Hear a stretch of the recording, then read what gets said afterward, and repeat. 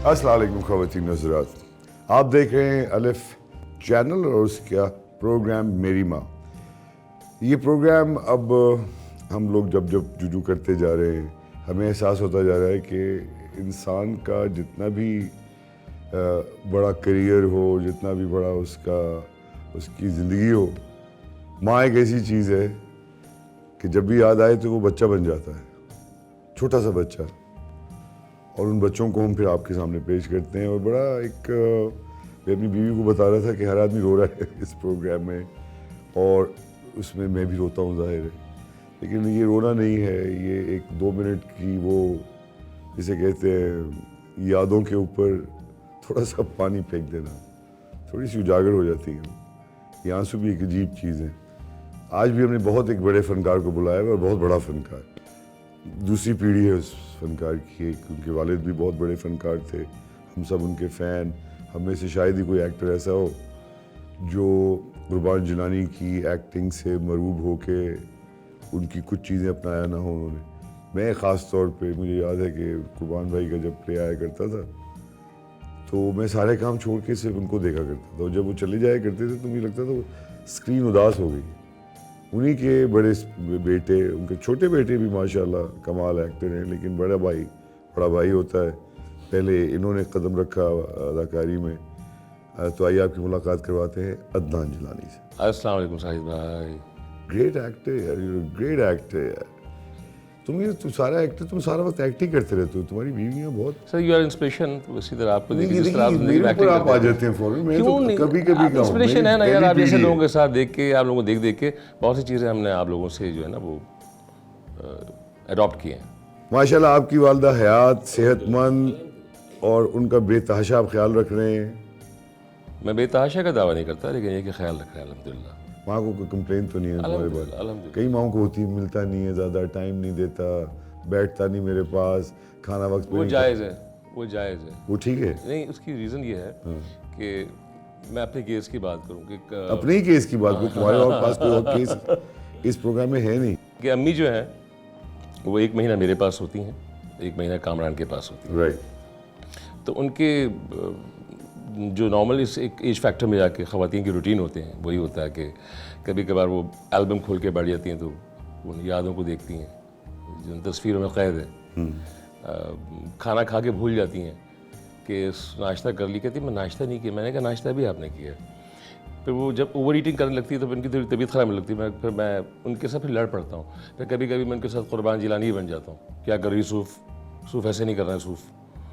तो मैं उनके साथ बेटा भी होता हूँ, उनका मियाँ भी होता हूँ, उनका बाप भी होता हूँ। तो इन मुख्तलिफ कैरेक्टर्स के अंदर रहते मैं उनके साथ खेलता रहता हूँ। नहीं, that's a good way to उनको एक जगह ऐसी आती है कि आप उनको डिक्टेट, देखिए माँ बाप को डिक्टेट नहीं कर सकते, तो अब उनके साथ साइकोलॉजिकली बच्चे बन जाते हैं। बच्चे तो आप बच्चे बन जाते हैं। सूफ नहीं करना बेटा। मगर अदाकार तो खुद बच्चा होता है। तुम एक ज़हनी तौर पे तो एक बच्चे हो, कभी बड़े हो गए नहीं। ये भी एक मैं चाहता भी नहीं बड़ा होना। क्या करना है बड़ा होके, क्या उसमें मिलता है? मुझे आज तक नहीं पता चला कि भाई बूढ़ा होने में क्या ऐसी चीज़ मिलती है जिसकी वजह से आदमी जल्दी जल्दी बूढ़ा हो कौन जाए। कमबख्त बूढ़ा होगा, कौन कमबख्त बूढ़ा होगा। तुम तो कभी नहीं होगे, मुझे पता है। तो ये जो तुम्हारी तबीयत है, इसमें अम्मा अब्बा का दोनों का हाथ होगा ज़ाहिर है। ऐसा तो किसका ज़्यादा हाथ है तुम्हारे ख्याल से? दोनों का। हाँ, क्योंकि वो 3.5 साल की उम्र से मैंने देखा ही फिल्म स्टूडियोज़, टीवी स्टूडियोज़, और जितने भी माशाल्लाह, चाहे वो बेगम खुर्शीद मिर्ज़ा साहिबा से लेके ज़िया मोइनुद्दीन अंकल से लेके जितने भी लोग हैं, बड़े बड़े फनकार। हाँ, उनको मैं शूटिंग देखता था और मुझे तय कर चुका था कि मैंने एक्टर बनना है। और शिकायतें मेरी स्कूल से आती थी, स्कूल बंक भी करता था मैं। अच्छा। हाँ, हालांकि इतना स्ट्रिक्ट स्कूल था, BBS पार्ट से स्कूल। इमेजिन। तो वहाँ तो बिल्कुल यार, वो कैसे बंक कर लेते? उसका तरीका मैंने ये रखा था, मैं सिग्नेचर्स की कॉपी बड़ी अच्छी कर लेता था। किसकी? कुर्बान साहब की।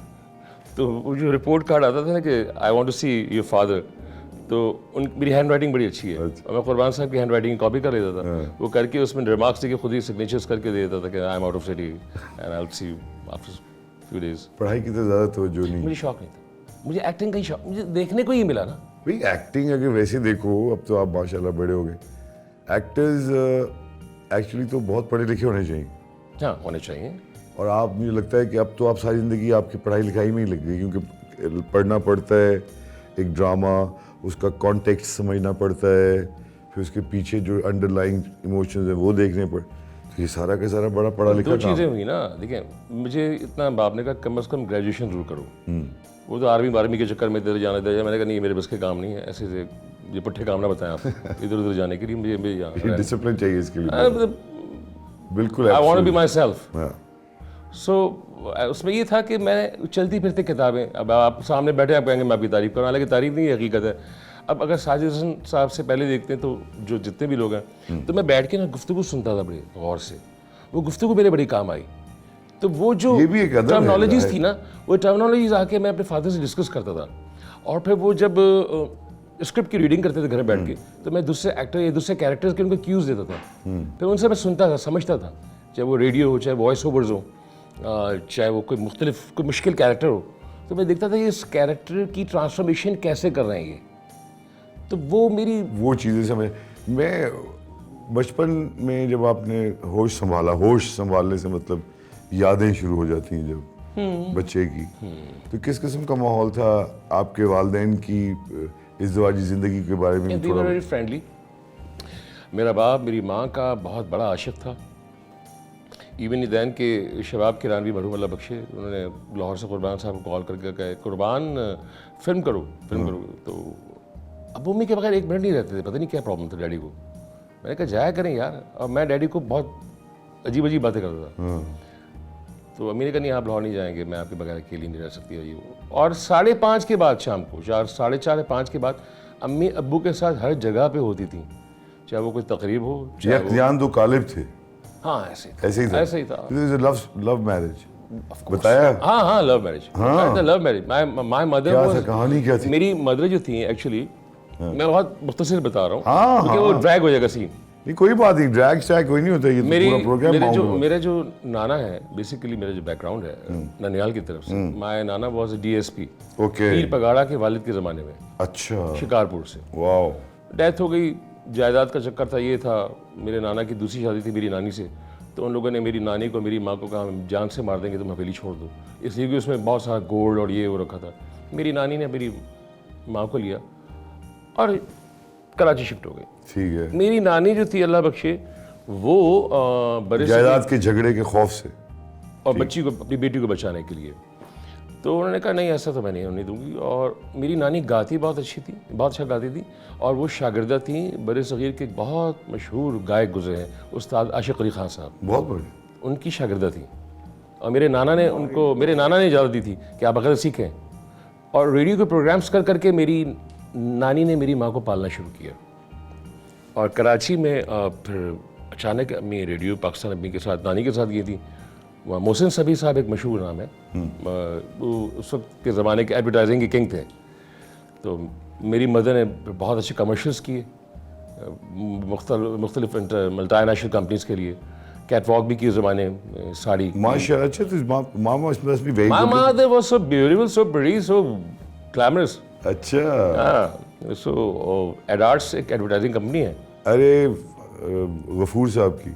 वहाँ मेरे फादर जॉब करते थे। तो अच्छा, एडार्ट्स में थे। एडार्ट्स में। अच्छा, कुर्बान साहब एडार्ट्स में थे।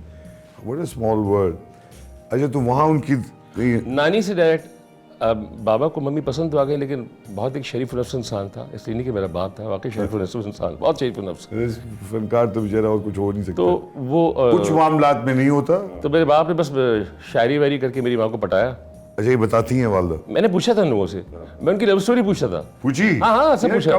कमाल मेरे बाबा ने खुल्लम खुल्ला मुझे बताया ये अच्छी बात है यार, हम जैसे लोग जो दे गिव अस कॉन्फिडेंस। भाई, मेरी वालदा तो इतनी शायर थी, किसी की मुझे कुछ भी नहीं पता ना, मैंने पूछा। मुझे पटाने गए, और मेरे फादर ने फिर मेरी नानी से कहा कि भाई मैं आपकी साहबजादी से शादी करना चाहता हूँ।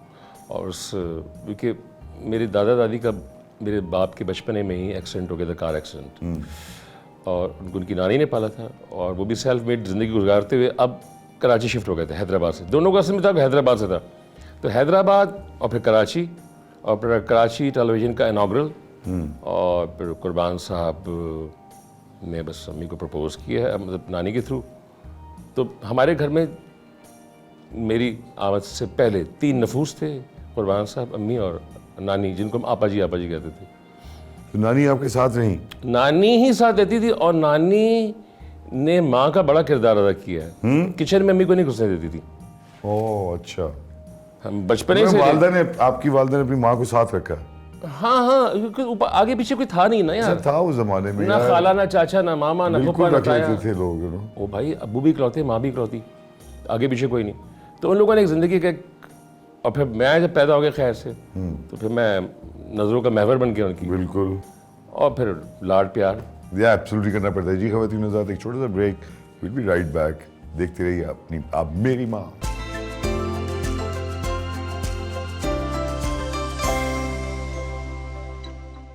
कब बहुत मशहूर हो गए? भी शादी के फ़ौरन बाद मशहूर हो गए कि शादी के कुछ अरसे बाद? कुरबान साहब, हाँ। कुरबान साहब की लक देखें, अम्मी उनके लिए ऐसी लकी थी कि एडाल्ट्स में उनको कोई फड्डा हो गया और वो बॉसिंग बर्दाश्त नहीं कर सकते थे। ठीक। बॉसिंग बर्दाश्त नहीं कर पाते थे वो। उन्होंने पूरा टेक्निकल सिस्टम जो था वहाँ का, वो पूरा सेटअप खुद किया था। राइट। तो मैं गीबत नहीं करना चाहता, लेकिन सिंपल एज दैट कि उनके जो मालिकान थे, उन्होंने कहा मेरा दामाद इसको ये करेगा। उन्होंने कहा सॉरी सर, मैं नहीं कर पाऊँगा। तो अब्बू की वेडिंग एनिवर्सरी थी पहली, और मोहसिन सभी साहब ने अम्मी को कहा कि मौसूफ़ा, ये तुम्हारा जो है वेडिंग एनिवर्सरी का गिफ्ट है। तो डैडी को पता नहीं कौन सी एडवर्टाइजिंग एजेंसी थी, I am just forgetting right now, तो उसका तकर्री नामा मिला था। अच्छा। और वहाँ से फिर उनका माशाल्लाह करियर वो देखते देखते इतनी जल्दी जो उनकी इनकी वफात इतनी जल्दी हुई। हम सबको शौक लगा उस ज़माने में, एक बहुत बड़ा नाम और बहुत उस ज़माने के हिसाब से भी जवान थे यार। क्या एज थी जब? 56। हाँ मतलब वालिद क्योंकि अपने हाइट ऑफ हिज करियर थे। फिर कहाँ ये तबीयत कहीं बीच में ख़राब होने लगी थी या? हार्ट अटैक हुआ था 94 में। अच्छा। 94 में हार्ट अटैक हुआ था। ठीक है, तो मेरी बर्थडे थी। तो एक अटैक हुआ, तो उसमें बिल्कुल ही सर्वाइव्ड और he was normal and came back to home. उसके बाद दूसरा अटैक हुआ, वो कुछ दिनों के लिए हो गए, फिर वापस आके ठीक हो गए। मेरी बर्थडे थी जिस दिन, तो उलझन उनका लास्ट सीरियल था काज़म साहब का। काम कर रहे थे उस वक्त? हाँ, ही वाज डूइंग वर्क। ये नहीं था कि लेट गए? नहीं, वो लेट ही नहीं, लेटने वाला आदमी नहीं था। वो कहता था जैसे मैं काम नहीं करूँगा मैं मर जाऊँगा। इनफैक्ट वो ये था कि मेरे फादर एक बहुत बड़े बिजनेसमैन बन चुके थे। ये बहुत कम लोगों को पता है, जो आप लोगों के प्रोग्राम के तवज्जुह से मैं आज बताऊँगा। अदनान एडवर्टाइजिंग, अदनान बिल्डर्स, और पता नहीं क्या क्या माशाल्लाह। बस मैं भी यही करने वाला हूँ। लेकिन उनका एक पार्टनर था, स्लीपिंग पार्टनर। तो बस यही स्ट्रेस की वजह थी कि कमर्शियल बना। उस कमर्शियल में जो हमारे अदनान एडवर्टाइजिंग के उसमें बना था, तो साइलेंट पार्टनर जो था उसने उन पेपर्स का जवाब भी दिया। तो एकदम फिर फाइनेंशियल क्रंच आया? वो भाई ये हुआ कि डैडी बैंकक्रप्ट हो गए। ओए होए। मतलब एसेट्स उनके जो थे वो कोर्ट ने मॉर्गेज कर लिए। वो जो भी कहते हैं वो क्या करते हैं, ठीक है आगे। बट गिव अप करने वाले आदमी नहीं था। He fought his case, he went into the वाकई मुतसिब आला ombudsman and then he won the case and then तमाम चीज़ें वापस ली उन्होंने अपनी, ठीक हो गई। लेकिन वो तकलीफ जा चुकी थी। और फिर 8 साल तक जो उनको बैन किया गया, तो कुरबान साहब ने कहा यार ये मेरा फंडामेंटल राइट है एक्टिंग जो है, और ये एडवर्टाइजिंग का ताल्लुक जो है इसका दूसरी चीज़ से ताल्लुक है। सही। और आप केस भी लड़के देख लें, तो 8 साल तक जो वो एक्टिंग नहीं कर पाए ना, वो उनके लिए बहुत बड़ा एक सेटबैक किसी भी एक्टर के लिए मतलब। और वो देखते थे ना सामने किसी एक्टर को देखते, तो मैं उनको यूँ देखता था, टीवी देखता था, यूँ देखता। तो वालदा ने इस दौरान उनके साथ जो रिलेशनशिप वो कैसे रहा? अम्मी बस देखें, अम्मी मेरी शुरू से मेरे बाप पे टोटली डिपेंड करती थी। मतलब कोई उनकी अपनी पर्सनल दोस्ती नहीं थी, कोई सहेली नहीं है। टिल डेट मेरी माँ की कोई सहेली नहीं है, क्योंकि मेरी माँ की सहेली, बाप, ये वो सब कुछ मेरा बाप ही था। तो जो राज़ो न्याज हैं, जो भी कहना सुनना है, जो कुछ भी है। और फिर उनकी रिश्तेदारी भी तो, नानी की भी डेथ कब हुई? बाबा के 2 साल बाद, 96 में डैडी अल्लाह बख्शे, और 98 में आपा जी, मतलब नानी तो जी। इतने करीब माँ बाप, इतनी मोहब्बत करने वाले कुर्बान भाई, एक यक जान दो कालिब, तो जब गए कुर्बान भाई तो माँ ने कैसे उसको हैंडल किया?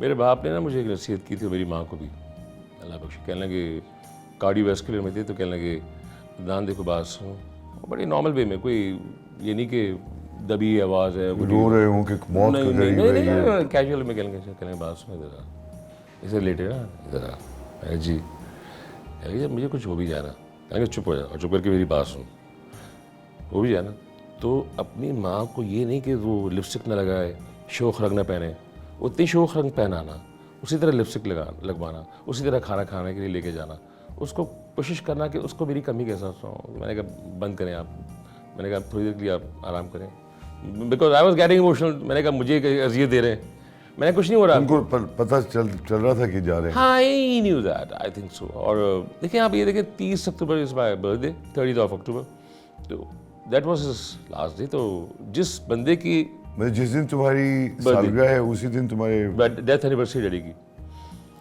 मुझे अगले दिन रात को मेरी बड़ी स्ट्रेंज मेरी ऑल द डेज पार्टी थी।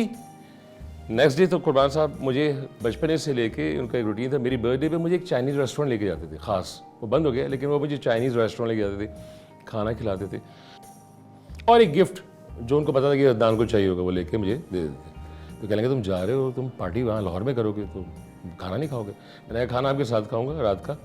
और सुबह के उन्होंने मुझे कहा Prince, he was used to call me Prince, कहेंगे मैं जाऊँगा बस मैं वापस आके शूटिंग के कपड़े उठाऊंगा और रात को। हाँ दोपहर को फ़ोन आया दोस्त का जो निकाह में गवाह था अब्बू के, आज़म मलवी अंकल, कि बेटा कुर्बान को हमें बहुत अर्जेंट अटैक पहुंचा है। वो आवाज़ भी उनकी इंटेंसिटी थी ना, वो ये कुछ गड़बड़ है। सो पहुंचा फ़ौरन, पहुंचा तो उनकी सेक्रेटरी खड़ी थी, उनके हाथ में अब्बू की चीज़ें थी। इमरजेंसी में देखा तो इमरजेंसी में कोई नहीं था। मैंने कहा वो कहाँ है बाबा, कहाँ है? अम्मा कहाँ थी? अम्मा घर में थी, अम्मी को तो मैंने पता नहीं था, मैं तो निकल आया। कामी को बस मैंने इशारा किया, मैंने कामी something is fishy, let me go. क्या होता क्या, कुछ पता ही नहीं था मैं क्या अम्मी को बताऊँ। तो फिर देखा तो उन्होंने कहा कुर्बान चला गया। मैंने डॉक्टर का मैंने गिरबान पकड़ लिया। मैंने कहा बकवास करते हैं आप, मैंने कहा आप तो कुछ भी कहते हैं। मैंने कैसे कैसे चले गए, लिटरली आई जस्ट पकड़ लिया मैंने कॉलर। तो उन्होंने कहा नहीं बेटा, डॉक्टर समझता था। कहने बेटा एक मिनट, कहने आइए मेरे, तो वो सर्द खाने में ले गए। डैडी का चेहरा देखा, अजरक के अंदर उनका चेहरा लिपटा हुआ था and he was smiling and I just kissed on his lip. और मुझे कोई रोना धोना नहीं आया हूँ। मैंने फ़ोन उठाया, मैंने कामी अम्मा को कैसे बताया? वहीं से पीटीसीएल खोल के मैंने कामी को फ़ोन किया। मैंने कामी बाबा नहीं रहे, बाबा चले गए। और मैं बिल्कुल एक मैकेनिकल तरीके से बात कर रहा हूँ, इतने शौक में होते, इमोशनलेस। लोग फिल्मों में दिखाते हैं नहीं होता, नहीं होता, कुछ समझ नहीं आता। बात पता चलता है जब 3 दिन बाद आज तक पता चलता है। अब जो जिक्र कर रहे हो, ये जो आंखों में इतनी नमी है, तो मतलब भूलता तो कभी तो माँ को बताया और माँ को अल्लाह को खुद जाके बताया तुम? फोन पे बताइए, कामी को मैं बताया, अम्मी को बताओ कि तभी मैं पहुंचा। मैंने कहा अम्मी डैडी जा चुके हैं। ठीक है। 9 बजे की न्यूज़ में अनाउंस हुआ। अच्छा होता क्या है, जहाँ जिस घर में मौत होती है, और 2,500 लोग थे जनाजे में उस वक्त, तो उस वक्त तो लोग आने संभालते रहे, इतना ज़्यादा लोग आना जाना। अच्छा आना जाना होता है, तो उस वक्त आपको पता नहीं चलता। अम्मी को पता चला चौथे दिन, क्योंकि कुर्बान साहब की आदत थी कि वो जब घर आते थे तो नीचे एक ख़ास मखसूस अंदाज में हॉर्न देते थे कि मैं आ गया हूँ। सूफ मौसूफ़ा नाम है, तो प्यार से सूफ कहते थे। सूफ सिंधी में सेब को कहते हैं। अच्छा, तो कहेंगे सूफ कहते हैं। तो मैं पता नहीं क्या हुआ, मैं नीचे गया और डैडी की गाड़ी में जाके बैठा कार में, और मैंने उसी तरह हॉर्न दिया और अम्मी फ़ौरन जाली के ऊपर आ गई। और मैंने कहा ये मुझसे क्या हो गया, ऊपर गया और जैसे मैंने अम्मी को हक किया and then she started crying. मैंने कहा सूफ जितना रोना रो लो, तो कुछ नहीं। फिर मैं, और अम्मी अभी भी कहती हैं कि मुझे तुम्हारे अंदर कुर्बान की छवि नज़र आती है। हाँ वो तो नजर आती, तुम बहुत उनसे शक्ल मिलती है तुम्हें। और क्या तो अब तो बहुत अरसा हो गया इस बात का। 96 की बात है। तो वालदा को संभालते संभालते अब तो 25, 26, 27, हाँ, तो 28। फिर जाहिर बात है, फिर आपको एक चीज़ को एक्सेप्ट करना पड़ता है। सोशल लाइफ उनकी ख़त्म हो गई है, उन्होंने एक हद तक किया, उसके बाद उन्होंने कहा नहीं अब नहीं, अब वो अपना खाना पीना है, उन्होंने नमाज़ पढ़नी है। और उसके बाद जब पंजाबी बहुत शौक से बोलती हैं। अच्छा, तो पंजाबी सिंधी की पंजाब हमारा मुख्तलिफ हिसाब, पंजाबी भी हम, सिंधी भी, उर्दू स्पीकिंग की बहुत सारी, जलंधर से नानी है। ये है ट्रू पाकिस्तान। मतलब मैं पूरा पाकिस्तानी हाँ ये ट्रू बात अच्छी पाकिस्तानी बात हूँ। है। So I'm- काश पाकिस्तान ऐसा हो जाए कि हम एक दूसरे से ये जो डिफरेंसेस हैं, खवातीन हज़रात एक छोटा सा ब्रेक लेंगे, कहीं मत जाइएगा, देखते रहिए मेरी माँ। Will be right back. Welcome back खवातीन हज़रात, आप देख रहे हैं मेरी माँ और बात हो रही है अदनान जिलानी से। अदनान बड़ा जाहिर है इतने करीब मियाँ बीवी, बहुत ही ज़्यादा मोहब्बत की शादी, 2 बच्चे, एकदम मियाँ का चले जाना, कितनी स्ट्रगल की वालदा ने किस चीज़ में? आप लोगों को फिर अकेले पाल पोस के बड़ा करने में, यहाँ तक पहुँचाने। आपके प्रोग्राम के तवज्जुह से आज एक बात मैं अम्मी से कहना चाहूँगा, अम्मी देख भी रहेंगी शायद इस प्रोग्राम को, बिल्कुल दिखाना। और हो सकता है ना भी देखे, हो सकता है पहुँच भी जाए उन तक। मेरी कुछ कॉम्प्लेक्सेस हैं लाइफ के, जो इतने बड़े शायद ना हों, लेकिन उनमें से ये सबसे बड़ा कॉम्प्लेक्स है कि मुझे और कामरान को, क्योंकि मैं बड़ा हूँ, बचपन ही से जो पाला है बाबा ने और नानी ने लुक आफ्टर किया है, और जो चीज़ मैं लैक करता हूँ, शायद इस बात को मैं नहीं समझती हूँ। मटेरियलिस्टिक चीज़ें जो होती हैं वो तो मिल जाती हैं माँ बाप से, लेकिन एक चीज़ होती है लम्स, और लम्स ये होता है कि बेटा या बेटी कभी चाहते हैं कि माँ एक लम्हे को सीने से लगा ले, गले से लगा ले। होता उससे कुछ भी नहीं है, एक ढारस बन जाती है। I am sorry. उसकी दुआओं में फजीलत है बड़ी, खिदमत कर लो उसकी, वक्त ये है अभी।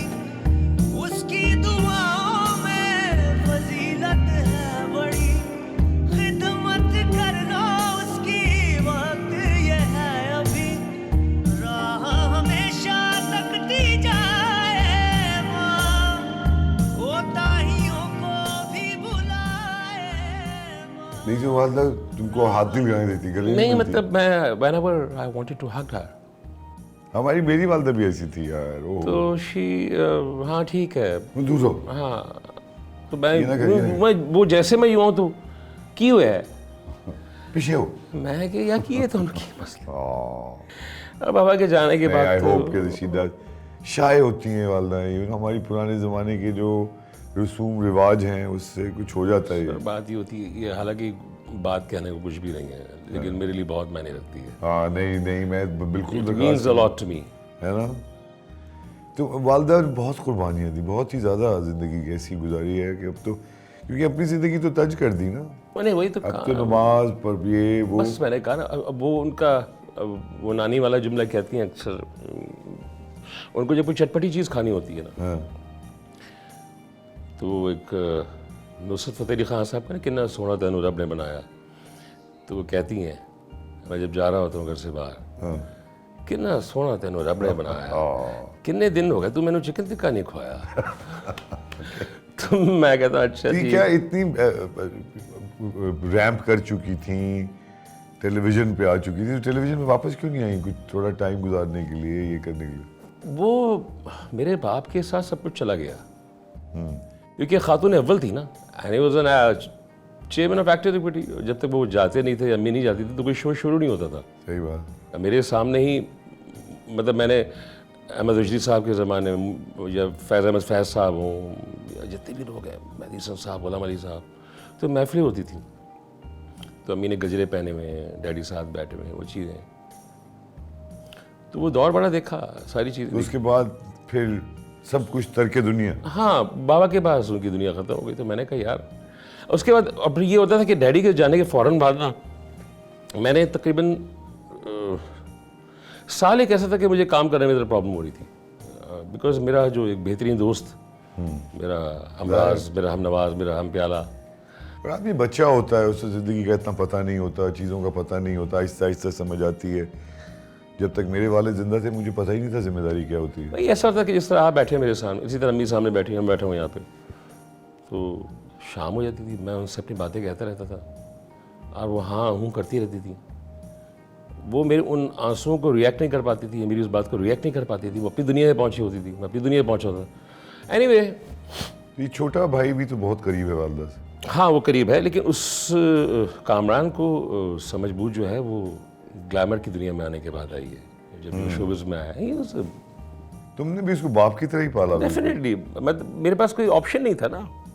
मुझे यानी डैडी के बाद, डैडी से पहले मैं यूं चलता था, डैडी के बाद मैं यूं हो गया कुछ ऐसे। मुझे अपने आप को खुद को देखें, अगर आप पेशेंट को ठीक करना चाहते हैं तो जो तीमारदार है उसको अपने आप को पहले खुद मेंटली फिजिकली फिट रखना पड़ेगा। तो भाई 2 शादियां, ये वो 10 चीजें, तोड़ फोड़ जवानी की, ये सब माने। मेंटली डिरेंजमेंट नहीं मगर ओ नहीं, ऐसा नहीं कहते, उस वक्त सही होता है यार, हर चीज होनी हो। मैं अब इस बाप में ना बुरा हो गया हूँ तो फेटलिस्टिक हो गया हूँ। आप पीछे मुड़ के देखें ना तो पत्थर के हो जाएंगे। ऐसा ही है। एक तो ये है, कई चीजें जान के नहीं होती, हो जाती, लेकिन ये तुम्हारे जिंदगी में ये जो ऊपर नीचे होता रहा सारा काम, तो माँ के सहारा कैसा रहा इसमें?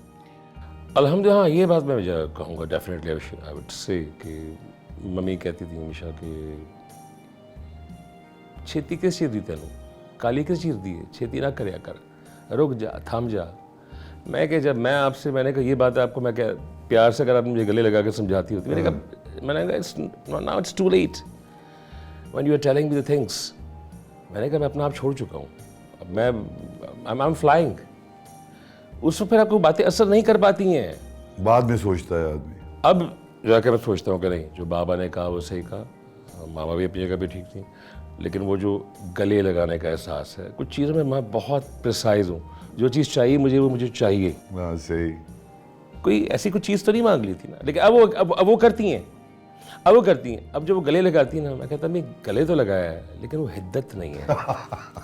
ठीक है, तुम्हें ना, तुम भी एक परफेक्शनिस्ट में लगता है। मुझे पैकेज बहुत जज्बाती हो तुम। मैं हूँ, क्या I am proud of this कि मैं जो हूँ ना, कम से कम सामने हूँ, मेरे डबल स्टैंडर्ड्स नहीं हैं।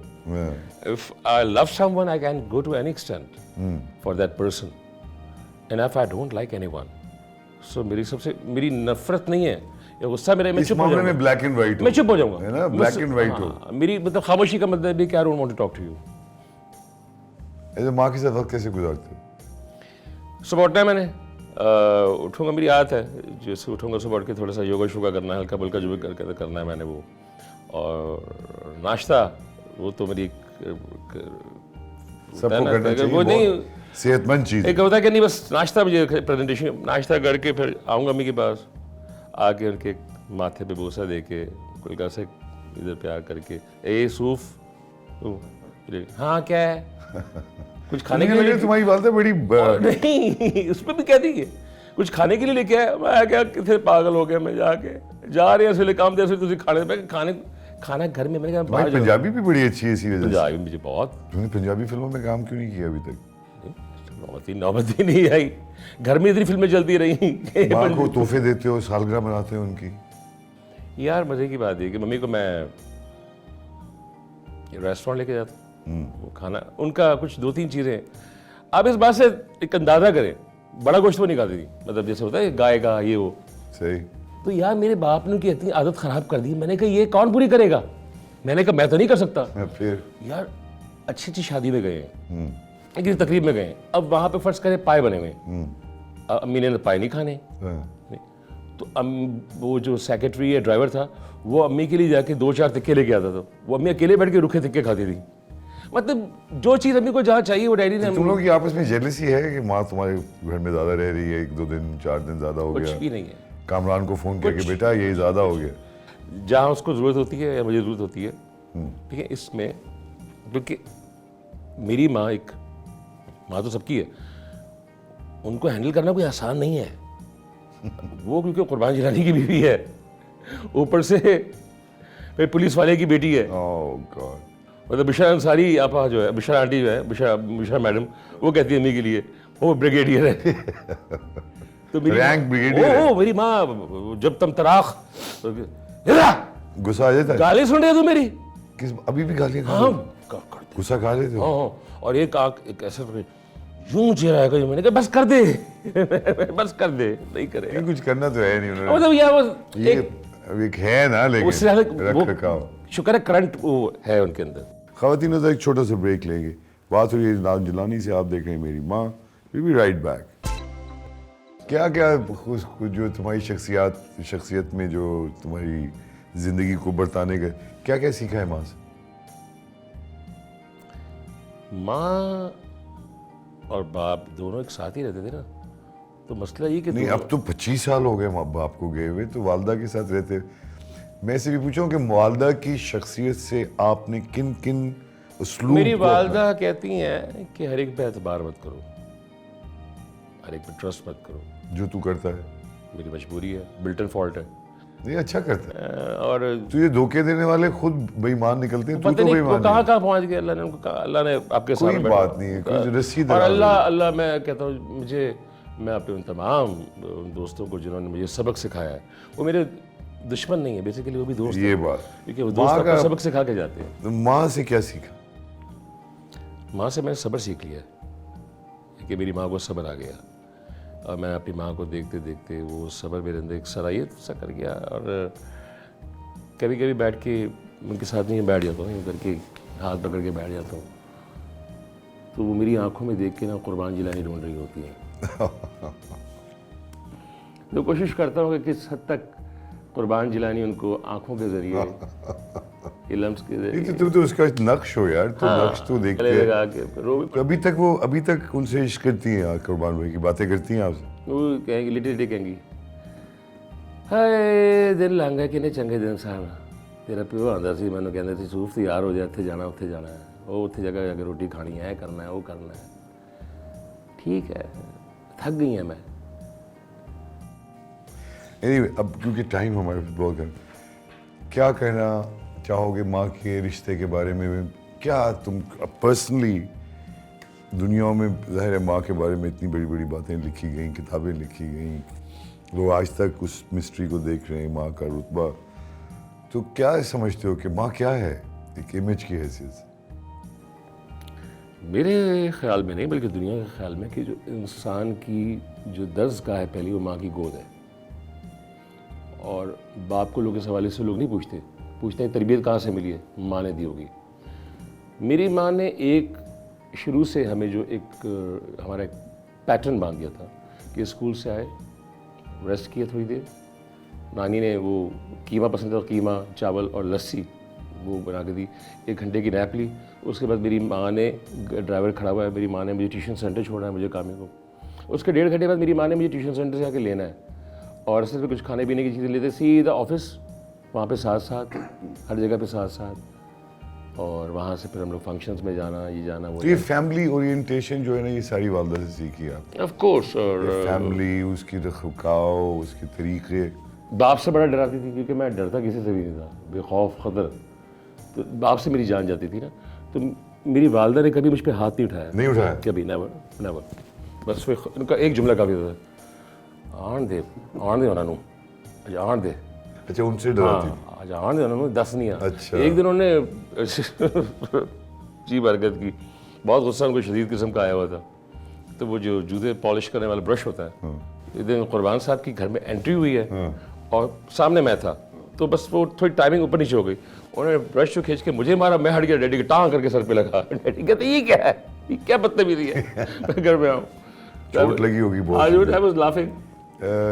माओ के बारे में ये तो चीज़ें अब इतनी पुरानी है कि एक नशिस्त में किसी इतनी बड़ी शख्सियत को समो लेना बड़ा मुश्किल है, लेकिन अपनी माँ से कुछ अच्छी बात जो तुमने आज तक कही नहीं है, कह दो आज, कि जो दिल में रखी हुई, कि माँ बस गले मिलने दिया कर। एक तो ये हो गया।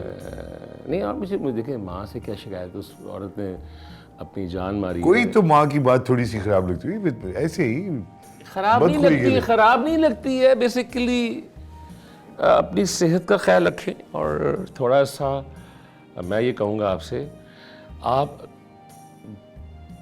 मैं आपको चलते फिरते देखना चाहता हूँ, और मेरी दुआ आपके लिए है कि आप जब तक इस दुनिया में हैं, चलती फिरती रहे, सेहतमंद रहे, वॉक किया ये करें। किचन से, बेडरूम से लेके किचन तक जाके अपना बर्तन धो लेना, फिर आके बैठ जाना डाइनिंग टेबल पे, ये कोई ज़िंदगी नहीं है। थोड़ा सा वॉक किया करें, बाहर निकला करें, दोस्त ताकि- बनाए, मैं लेके चलूं ताकि तुम्हें। हम और अच्छा काम कर सकें, ये बात। हम इस चीज़ से बेखौफ व ख़तर होकर काम करें कि हम घर पे अगर नहीं है, हम किसी मेड के हवाले नहीं कर सकते आपको, तो इसलिए आपको अपना ख्याल रखना होगा हर ये सूरत बात। में। Thank you very much Adnan, you were wonderful, thank you. और ये जो बात अदनान ने आखिर में की, हर माँ के लिए, जैसी भी ज़िंदगी है। अरे प्लीज़ वॉक करना सीखें, सेहतमंदी की तरफ जाएं, अपना ख्याल रखें। मैनिफेस्टेशन ज़रूरी है, ज़रूरी है यार। मैनिफेस्टेशन अफर्मेशन ज़रूरी है। अगर आपने ये सोच लिया कि मैं ये नहीं कर सकता तो आप नहीं कर सकते। तो तुम भी अज़म करो ना कि कहीं ना कहीं माँ को ले जाके कर रहा हूँ, लगा हूँ। That's it, इतनी आसानी that's से it, गिव अप यही नहीं कर करूँगा, सकता है। इतनी आसानी से गिव अप नहीं मैं भी, करूँगा। हम भी नहीं गिव अप करेंगे और मुझे बड़ी उम्मीद है कि सूफ आप अपना ख्याल रखिए। क्या आप सूफा प्लीज सूफा मान जाओ। सूफा जी। अच्छा, बड़ा दिल चाहता है अदनान कि अपने वालिदैन के लिए आदमी सब कुछ कर पाए। बच्चा तो जब होता है ना तो उसका तो दिल चाहता है कि बस जो कमियां हैं, क्या ऐसी चीज़ है तुम्हारी ज़िंदगी में कि तो तुम समझते हो कि माँ के लिए तुम नहीं कर पाए जो करना चाहते? देखिए, जो अब ये स्टेज है ना, मेरे लिए वो स्टेज बड़ी ख़तरनाक है इसको करने के लिए। मुझे पहले का प्रॉब्लम नहीं था क्योंकि डैडी थे, हयात थे, वो देख सकते थे। और जो शौहर देख सकता है बीवी को, लुक आफ्टर कर सकता है, वो कोई भी औलाद नहीं कर सकती। शौहर शौहर ही होता है, उसकी कोई जगह नहीं ले सकता। मेरे लिए इस वक्त सबसे बड़ा जो एक टास्क है वो ये है कि मैं अब वॉकर को यूँ चलाया जाता है। वो वॉकर को कैसे चलाती हैं? वो आगे होती है, वॉकर पीछे होता है। सीटी हाँ, मैं वॉकर ही हूँ। मैंने कहा ये क्या है? मैंने कहा वो सूफा ही आप सूफा हैं। तो मैं उनसे बार बार, मेरी कोशिश ये कि देखिए होता है क्या है कि लोग अंदर से जीने की जो रमक है ना वो खत्म हो होती जाती है। है। तो हम फिल्मों में भी देखते हैं, मूवीज़ में देखते हैं, आप ड्रामों में देखते हैं, और वहीं से हमारी इंस्पिरेशन बनती है कि आपको हिम्मत करनी पड़ती है। अब मैं उस जगह पे आया हूँ कि अम्मी जब लेटी होती हैं, क्योंकि किसी फिजियोथेरेपिस्ट के बस की बात नहीं है, वो किसी भी डॉक्टर के बस की बात नहीं है। हमारा बड़ा अच्छा दोस्त है डॉक्टर लुत्फ अली, जो शोबिज़ में भी है, doctor Ali, he is a very good doctor. उसने कहा आपकी माँ के साथ कोई प्रॉब्लम नहीं है, सिर्फ यहाँ से।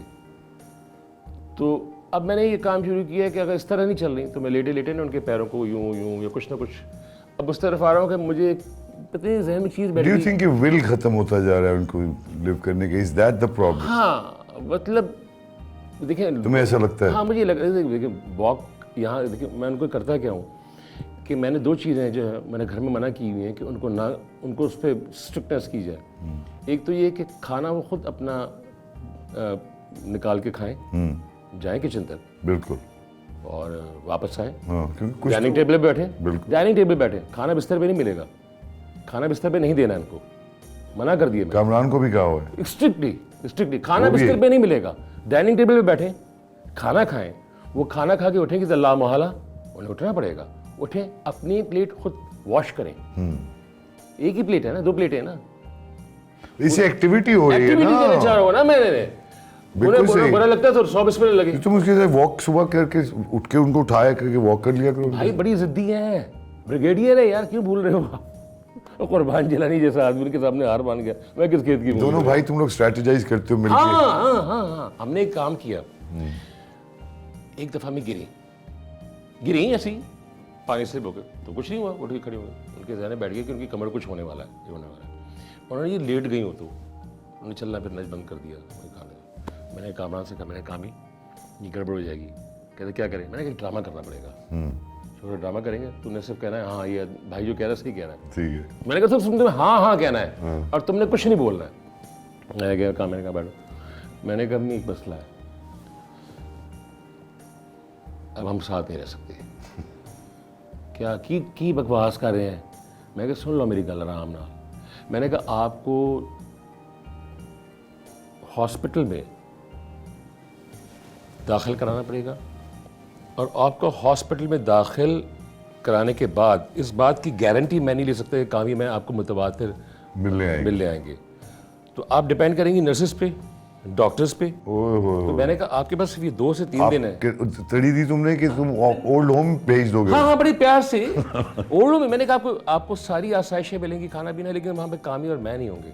अब आपकी चॉइस आपकी, आप देख लें। तो फौरन वो तो खड़ी हो गई। उसके विदिन 1-2 डेज देखा तो वो ऑगर पे चल रही थी। तो मैंने कहा थैंक गॉड, कुछ ना कुछ इज्जत रह गई यार, बच गए। वो करना पड़ता है। मेरी माँ का अगला एपिसोड जब आएगा इंशाल्लाह, उसमें आपको एक और बड़ी शख्सियत से मिलाएंगे। आज अदनान ने अपने दिल की बातें की, कुछ कर पाए, कुछ हम इधर कुछ इधर। मगर ये बताता चलूँ कि अदनान एक बहुत ही मंझे हुए अदाकार हैं। उनकी अदाकारी एक अलग एक वो है। तो ये जो माँ की तरबियत, बाप की तरबियत, उसमें बिल्कुल हिस्सा है इनकी शख्सियत में उनका बहुत बड़ा। और मेरी बड़ी दुआ कि सूफ अपना ख्याल रखें। अगले प्रोग्राम तक के लिए इजाज़त दीजिए। खुदा हाफ़िज़।